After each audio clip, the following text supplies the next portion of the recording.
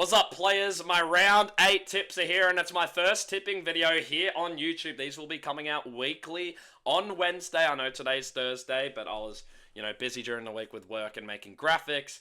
Whereas, the video and editing part will be a little bit easier now that, most of them are made up and saved. So yeah, that's interesting. By the way, that will be my intro from now on. If you do know where that's from, good, you should. If you don't, do your grown-ups research. Come on, guys. But yeah, these will be coming out every Wednesday just before the TikTok videos. These will be coming out 4 to 5 p.m. on a Wednesday, whereas usually my TikToks come between 6 and 8, depending what I'm doing on a Wednesday, of course. Well, afternoon, I should say. Whereas YouTube videos, obviously, I can schedule them. So, yeah, these will be coming out from 4 to 5 p.m. every single Wednesday. You will have them earlier here, which just gives you more of a reason to come here, and you should subscribe. That's all I'm going to say. But anyway, stop the self-promotion. Let's go. Let's get into the first game. The worst Thursday night game you could possibly get. Essendon taking on North Melbourne. Oh, my days. Why is this on Thursday night footy? I don't know, but it's North Melbourne's first winnable game in a while. And with these YouTube videos, I get to talk more in depth. So if you like hearing me rant for absolutely no reason, then this is definitely the place for you. Whereas TikTok, I'm forced to only cut stuff down to 10 minutes, even though these tipping videos should be less than 10 minutes, let's be real. Anyway, Essendon taking on the Kangaroos, or North Melbourne, whatever. It's North Melbourne's first winnable game in a bit, and they did show impressive signs, whereas the Bombers lately have been very weak. Barely beating West Coast is very poor. I know it's at Optus, but still, West Coast are really, really bad, like by far the worst team in the league. So this is definitely a winnable game for North Melbourne. But, while saying that, Essendon do have a few injuries. I don't know if they get any back this week, because again, the hard thing about these tipping videos is that they must come out before the lineups do. Even tonight's lineup, I don't think, has been announced. Oh, actually, it would have been announced yesterday, I'm sure, but yeah, I did not check it, I won't lie to you. But Paul Curtis being out is massive. Kangaroos, absolutely. You must be livid. You must be livid, because that's embarrassing. That's an embarrassing suspension. But overall, Essendon are a better side. North Melbourne aren't all that. They're one of the most overrated teams in the competition somehow, despite being so bad. Some people actually think that they are somewhat alright. They're not. They're not. They never compete. They barely compete. Last week was their first competitive performance since their Bulldogs win. A 6-goal loss to Adelaide is not a performance. So yeah, it's not happening. So I'm tipping Essendon by 16 points here. Yeah, and it's one of my guarantees for the round. Friday night footy, and again, it's probably the worst Thursday and Friday night games you could possibly get. You've got the most boring side in St Kilda playing an underperforming Fremantle side. Now, I know Fremantle are 4-3, right? But they still have not played well. They've just been battering teams at home and then beating really bad teams. I think they've beaten West Coast, Richmond. The Dogs was a good performance, and then whoever they beat last week. Adelaide, which was actually somewhat impressive. Again, just an inconsistent side. These sides are so inconsistent. But St Kilda on their midlife crisis. This always happens, bro. They start a season well, then their middle 15 games are absolutely awful, and then they'll win their last few, and then people are like, oh, but they won that. This happens every season. They're not making finals. They're not all that.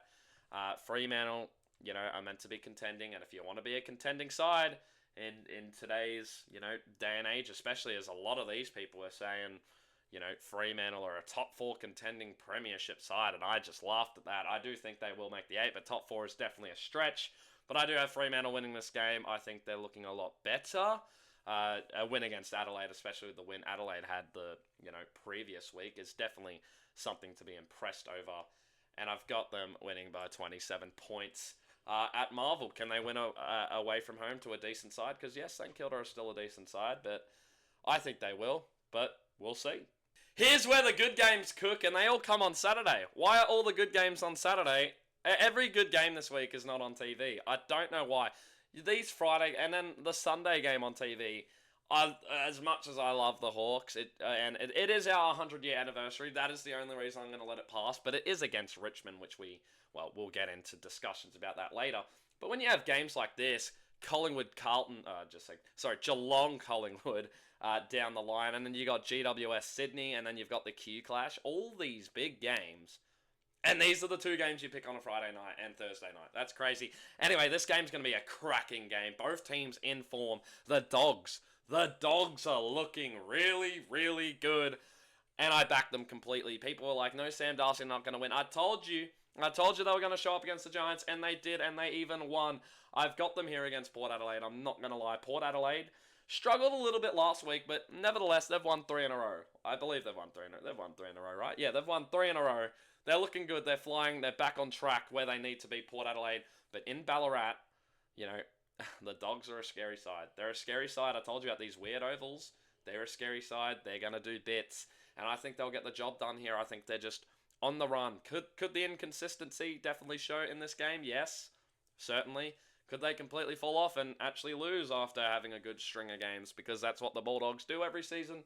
Yes. But I don't think that's going to happen this time around. I do have them beating Port Adelaide by 7 points. It will be a close, cracking game, despite Port Adelaide's poor performance last week against North Melbourne. I think, they'll put in a performance here that is much better, but at the end of the day, the Dogs get the job done. Another cracking game at the Adelaide Oval. The other Adelaide team playing Adelaide, taking on the Blues. This game's going to be terrific. Both teams, Adelaide are very inconsistent, and then Carlton just went from, well, our season's literally over to our season's bloody alive. Don't write us off. You did that in 2022, and look what happened. And fair play to them.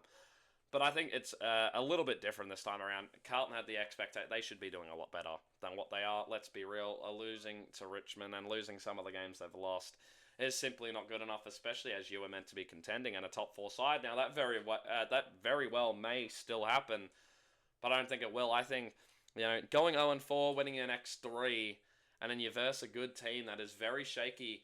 Not only is it a Carlton thing to do to lose one of these games when the lids have exploded off, but it would also be an Adelaide thing to do, to beat a really good team, lose to a team that's been very inconsistent, and then beat a really good team again. So, while we're saying that, again, one of the best forward lines in the league, I've got to say, I think Adelaide will win this game, and I see they win it by 22 points. They get the job done in Adelaide. They're kind of like Fremantle. Can't really win away games, and if they do, it's against terrible sides. They kind of just camp at home, beat some alright sides here and there, but mainly just beat bad teams, and I think they'll finally beat an alright or good side, but it's going to be because they're at home. West Coast take on the D's at Optus Stadium. They played alright against Essendon a couple of weeks ago at Optus Stadium, only losing by 2 points, and then back to their usual selves. Last week, obviously, they versed us, and we kicked their ass. We dominated every part of the game, other than the accuracy. We're more accurate there. We win that game by 100 points. Definitely. But this team, like most interstate clubs, are a different side at their home ground. Like Optus Stadium, you got 60,000 there.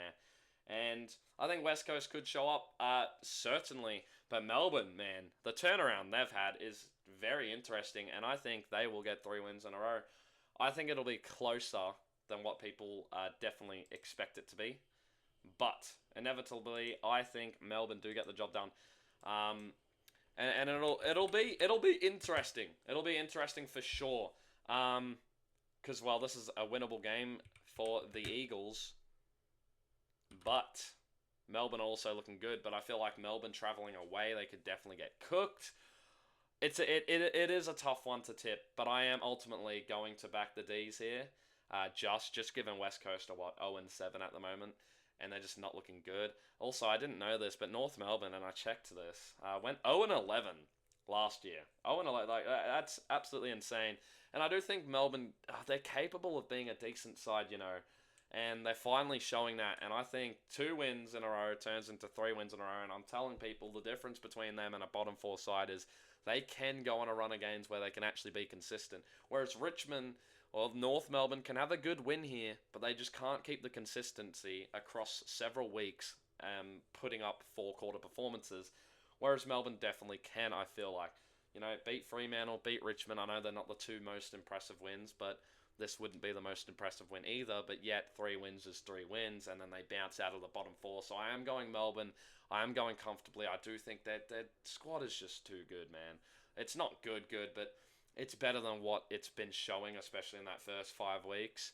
and they'll win this one comfortably. And their defense is still elite, and they've still got Lever to come back. I'm going Melbourne by 33 points. Saturday's main event, if you're a WWE fan, you know. But Collingwood take on the Cats at the G. Massive game. Massive game. It's going to be huge. Collingwood's real test of the season. They're realist as of Brisbane at the Gabba was obviously the first one, but I think Geelong are overall a better side, despite having a worse record than Brisbane, like most teams do. Brisbane, I don't know, have just... First of all, their fixture's been a little bit lighter, playing a Sydney that have been injured, just like the Hawks did. And then, having West Coast and Richmond and barely beating, they've just looked scrappy in their wins. And I said this when they versed Collingwood, you're not going to get away with coming back against a good side. If that good side holds their lead, they're going to hold it for the game. And I was proven exactly right. And not only did Collingwood hold it, but they continued to increase it as to why I tipped them against Brisbane. And then switch my tip last minute. Anyway, it would be a Geelong thing to do to win this game, and I am going the Cats here, and I'll explain why. Yes, Collingwood have been the better side all season. Yes, they very well may win this game, but Geelong are Geelong. Geelong do this every season. They start meh. They, lose to, not meh, but worse than what people say they will. Then people throw out, oh, they're not making top 8, they're not making top 4. And it's like, come on, guys, now. They do this every single year. Even in their premiership year, they started, 6-4 or something like that. It wasn't, 4 wins, 3 losses. It wasn't the craziest, start to a premiership winning season, and they would have been only 8th place out after their first 7 or 8 games. And people would have screamed, oh, they're not making the 8, definitely not making the 4. Well, they finished dead first, and then they won the premiership. So... it's just a Geelong thing to do, to lose and then to come back and beat Collingwood, who are the best team in the league, lose to a Carlton side that, in pretty, not the best fashion. Obviously, the umpires were a little bit helpful in that game, at least I've heard. But yeah, Geelong are going to win this. I'm almost certain that Geelong are going to win this. But it will be a close, cracking game. An MCG Classic, I think it'll be one of the all-time greats, and Geelong get the job done by 2 points. Sunday, the main event of the round. Well, not this specific game, but I mean the main event as in it's the day with the most stacked games, as in every single game on this day is stacked. And obviously, well, it's the ending day of the round. So, yeah. Anyway, Sydney take on the Giants at the SCG. Sydney have started awfully. They've had some awful losses. GWS have been up and down all season. They can't seem to beat the really good competitive sides. And Sydney are like their kryptonite. Sydney always seem to beat this side. But this year will be different. Simply, I think Sydney might not make finals anymore because they've started, too poorly. To be 14th right now after playing the grand final, the new coach, the injuries, everything is just kicked in. And I just can't see them finding a string of games anymore because their fixture is also pretty difficult. But yeah, they've basically been battered by everything they've been given. A loss to the Hawks, a loss to the Lions, a big loss to Collingwood. And I think they lose to another contending side. And if GWS want to contend like everyone says they're going to be and win the premiership like everyone has them favourites for some reason, well, there is definitely a reason. That forward line is absolutely scary. That midfield is very good and the defence is very solid when you have one of the best, if not the best defender in the league. You're going to be scary. So yeah, the Giants had a disappointing loss last week, and again, the inconsistency with this side. It's them, it's not Brisbane, sorry. Them, the Dogs, Adelaide, are probably your 3 most inconsistent, and Fremantle, your 4 most inconsistent sides in the league right there. And it would just be, again, a GWS or a these team thing to do, to lose, not in the best fashion, and then to come back against your arch rivals and then get a win. I'm going GWS by a comfortable 27 points at the SCG. I just think they're simply too good. They had an off game when Hogan came back. The Hogan Stringer thing isn't gelling as well as they wanted to, but obviously when you're changing so much in key positions, it's going to take a while to gel, and you've seen that with Hawthorn's defence. Hawthorn's run-off defence last year and their exciting attacking style from half-back was the reason they were so good. When you add two big men to that back line that aren't quite yet gelled into that side, it's going to take some time. And it took Hawthorn the first 8 games last year to finally get something going. I mean, with all the new ins they brought, especially with that forward line, to get them, to start scoring. And even then, they were winning games barely. It wasn't until probably round 15 onwards until the Hawks really started to kick on and look like a scary, threatening team. And I think that'll be the same for not only the Giants, but also the Hawks' defense until they go to that next level. And that is very scary for the league. But yes, GWS win this game. Hawthorn take on the Tigers in their 100th anniversary game. It's basically a must-win. I mean, Jack Scrimshaw, Carl Amon both out. I'm curious to see who we bring in. But you had McGuinness, who just dropped 38 and 10 clearances in the VFL. You had CJ, who had, 26 touches playing the half-back role, as well as, I believe, 10 intercepts, which was the most for the game.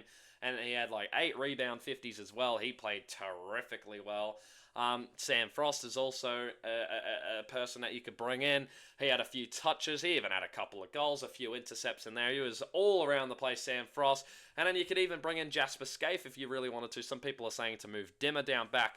I don't think that's the solution. I know this is a game where you would want to play your youngsters. And hey, maybe he does come in. I would love to see him come in. He just kicked 6 in the VFL, by the way. Had a massive game. But the problem with that is you don't really need 3 key forwards. The key forward section with Hawthorn right now is not the issue at all. There is no point in fixing or, strengthening that area when, Jack Gunston and Marbia Chol have kicked 14 goals in their last 2 games combined.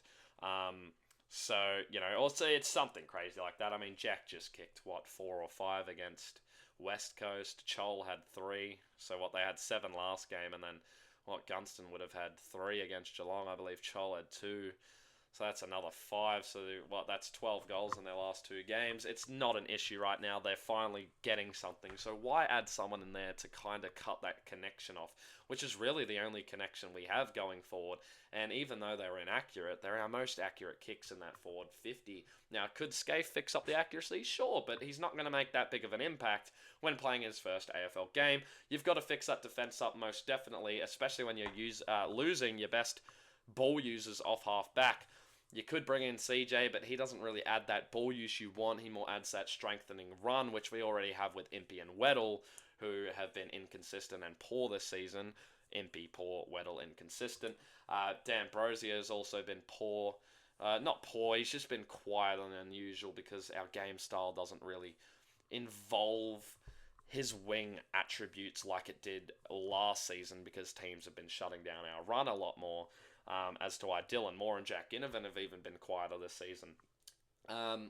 So it's going to be an interesting team selection, but you've got to fix that defense if you want to put big bodies down there and just go all tall to intercept everything off, because Jack Scrimshaw, beautiful interceptor, beautiful leg.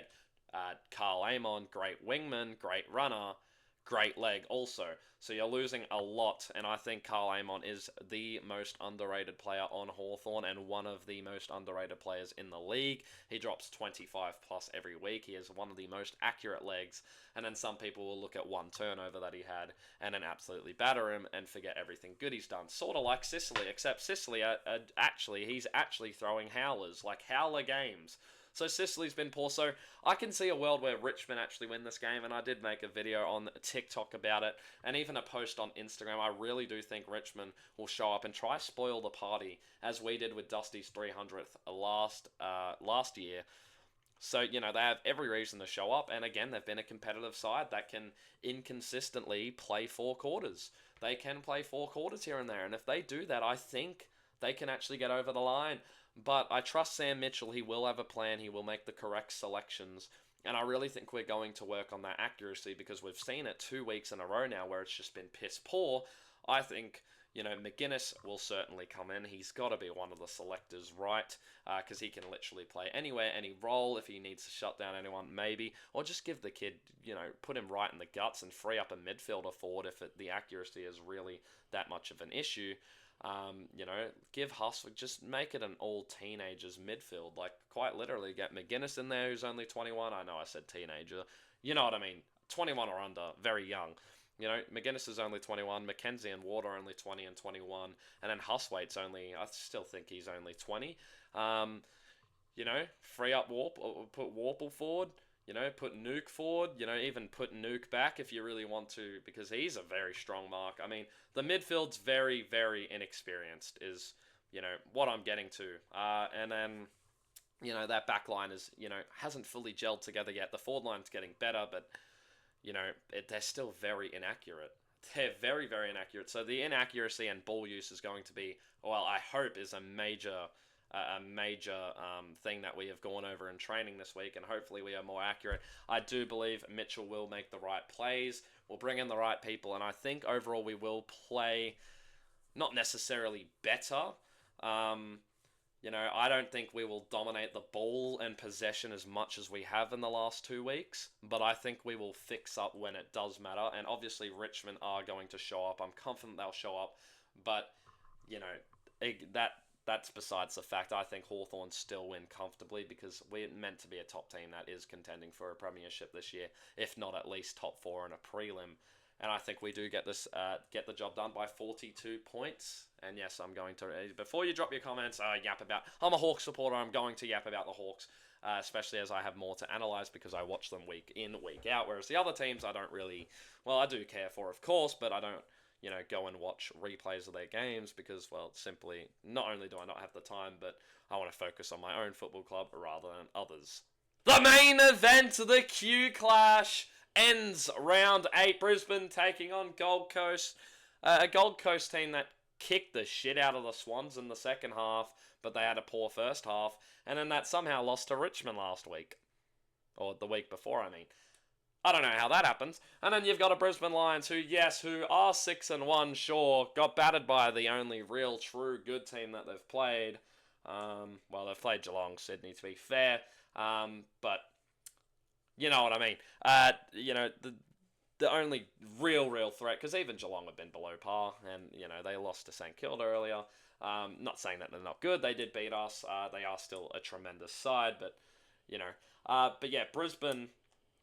Yeah, they're just a rocky team. They are a rocky team. Despite being 6-1, they have been rocky in a lot of areas. And if they're going to rely on the comeback, yeah, you're going to be losing to better sides. Kind of like Gold Coast, but I feel like at the Gabba, you know, you hold an advantage.